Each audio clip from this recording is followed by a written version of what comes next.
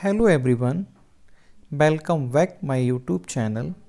मैं हरीश आपका स्वागत करता हूं अपने YouTube channel science by Harish. दोस्तों, इस इकाई में हम देखेंगे जंतुओं एवं पौधों में परिवहन किस प्रकार होता है।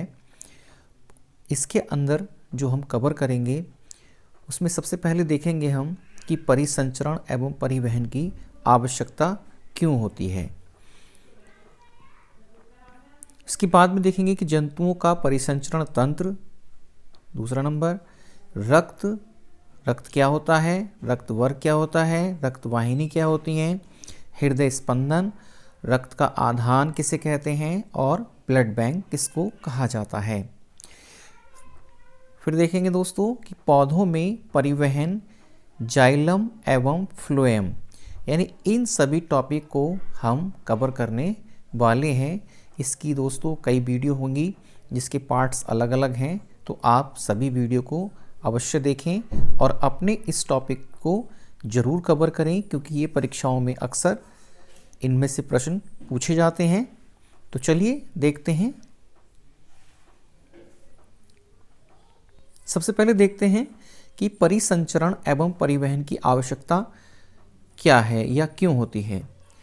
तो जरा सोचिए कि सांस लेने पर जो आप ऑक्सीजन गैस अपने शरीर के अंदर प्रवेश कराते हैं वह अंततः जाती कहाँ है, यानी वह हमारे शरीर के अंदर कहाँ जाती है। तो दोस्तों ये जाती है ऑक्सीजन यानी फेफड़े की दीवार में स्थित रक्त वाहिनियों में उपस्थित रक्त द्वारा अवशोषित होकर शरीर की जो प्रत्येक जीवित कोशिका होती है उसमें इसको पहुंचाया जाता है। ऑक्सीजन की उपस्थिति में ही सभी कोशिकाओं में भोजन का जारण होता है, यानी भोजन को ऑक्सीजन के द्वारा सभी कोशिकाओं के पास में पहुंचाया जाता है, जिससे ऊर्जा उत्पन्न होती है। साथ ही कार्बन डाइऑक्साइड गैस भी बनती है, जो पुनः रक्त के माध्यम से फेफड़ों तक पहुंचा दी जाती है। यानी जो ऑक्सीजन हम ले रहे हैं उसको हमारा शरीर की प्रत्येक जीवित कोशिका के पास पहुंचाया जाता है रक्त के द्वारा, और उसी रक्त के द्वारा जो कार्बन डाइऑक्साइड हमारे शरीर के अंदर बनती है वह फेफड़ों तक पहुंचाई जाती है, वह भी रक्त के द्वारा ही पहुंचाई जाती है, और फिर हम उसको अपनी नाक के द्वारा उसको बाहर निकाल देते हैं। तो ये परिसंचरण। अब देखते हैं कि मनुष्य में परिसंचरण तंत्र कौन सा है। तो दोस्तों मनुष्य में जो परिसंचरण तंत्र है का निम्नलिखित प्रकार से परिसंचरण तंत्र का निर्माण होता है। यानी हृदय जो कि रुधिर, रक्त वाहिनियाँ, रुधिर मिलकर मनुष्य में परिसंचरण तंत्र का निर्माण कराते हैं। ये पानी दोस्तों यहाँ थोड़ा गलत लिख गया है।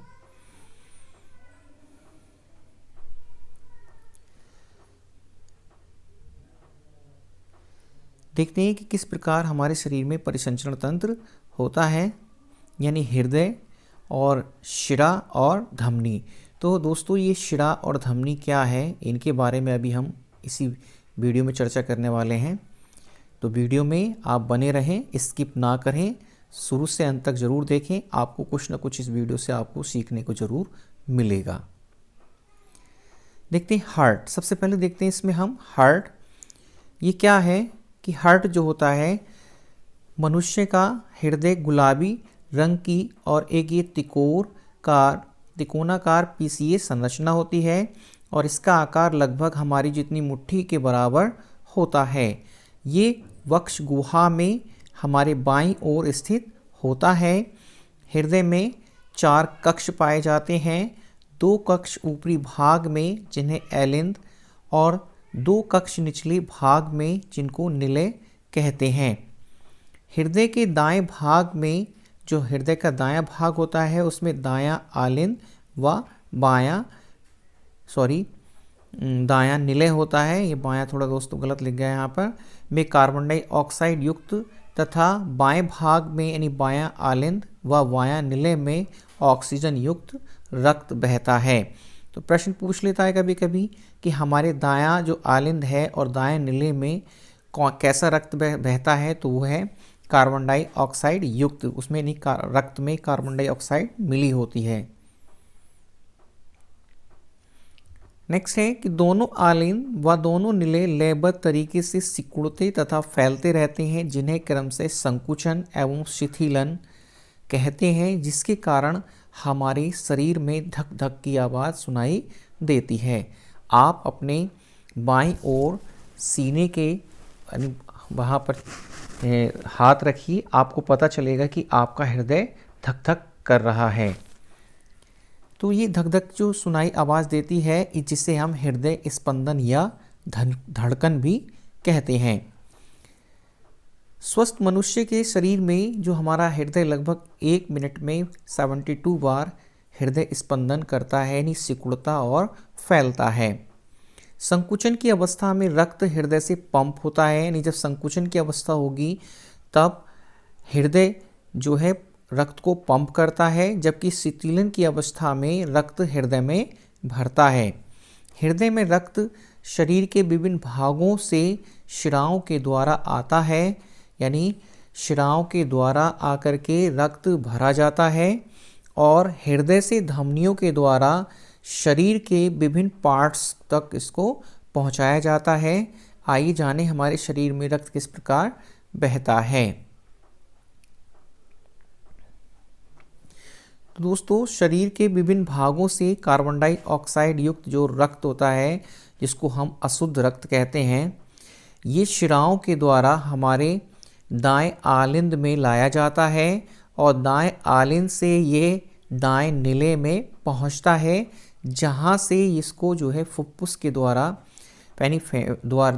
फुफ्फुस धमनियों के द्वारा फेफड़ों में भेजा जाता है। फेफड़ों में कार्बन डाइऑक्साइड तथा ऑक्सीजन का आदान प्रदान होता है, यानी ऑक्सीजन युक्त जो होता है वो फुफ्फुस सिरा द्वारा हृदय की बाएं आलिंद में लाया जाता है और बाएं आलिंद से ये बाएं निले में पहुंच जाता है। बाएं निले में ऑक्सीजन युक्त रक्त, जिसको हम शुद्ध रक्त बोलते हैं, प्योर ब्लड, धमनियों के द्वारा शरीर के प्रत्येक भाग में पहुंचा दिया जाता है। चलिए इसे और देखते हैं एक चार्ट के द्वारा। देखिए, ये है हृदय का जो हमारा काट चित्र होता है, ये हमारा दायां आलिंद है, ये हमारा दायां आलिंद है और यही हमारा दायां निलय है, यानी कक्षों के बीच की जो विभाजन एक दीवार है जिसे आप ये देख रहे हैं, ये हमारा बायां आलिंद है और ये हमारा बायां निलय है। तो दाएं आलिंद में जो हमारे पास रक्त होगा वह कार्बन डाइऑक्साइड युक्त होगा, जबकि जो बायां निलय है और बायां आलिंद और बायां निलय है उसमें जो रक्त होगा वह ऑक्सीजन युक्त होगा और वह धमनियों के द्वारा प्रत्येक जो हमारा कोशिका है उसको रक्त पहुंचाया जाता है। और कार्बन डाइऑक्साइड जो रक्त होता है उससे कार्बन डाइऑक्साइड को फुफ्फुस धमनियों के द्वारा फेफड़ों में वापस भेज दिया जाता है, जिससे कि फेफड़े नाक के द्वारा हम उसको बाहर निकाल देते हैं। तो ऑक्सीजन का हमारे शरीर के लिए होना बहुत ही आवश्यक है, इसलिए ऑक्सीजन को आप पेड़ों के द्वारा, जो कि फोटोसिंथेसिस की क्रिया होती है तब वहाँ से ऑक्सीजन क्रिएट होती है, तो आप ज़्यादा से ज़्यादा पेड़ लगाएं। नेक्स्ट है कि हार्ट। शरीर में फुफ्फुस यानी जिसको पल्मोनरी धमनी अपवाद है, जिसमें कार्बन डाइऑक्साइड युक्त रक्त बहता है, वह फुफ्फुस यानी पल्मोनरी शिरा में ऑक्सीजन युक्त रक्त बहता है। यदि आप अपने वक्ष के बाएं तरफ हाथ रखें तो अपने हृदय स्पंदनों यानी धड़कनों को आप महसूस कर सकते हैं, और जब आप चिकित्सक आपके हृदय स्पंदनों को मापने के लिए स्टेथोस्कोप नामक यंत्र का प्रयोग करता है। तो दोस्तों, वीडियो आपको कैसी लगी कमेंट में ज़रूर बताएं। अच्छी लगी हो तो इसको लाइक करें और अपने दोस्तों के साथ इसको ज़रूर शेयर करें। तो मिलते हैं आपसे नेक्स्ट वीडियो में इसी से संबंधित टॉपिक पर। तब तक के लिए नमस्कार। स्वस्थ रहें दोस्तों और मस्त रहें और अपनी तैयारी को निरंतर जारी रखें। तो चलिए इसी आशा के साथ मिलते हैं आपसे नेक्स्ट वीडियो में।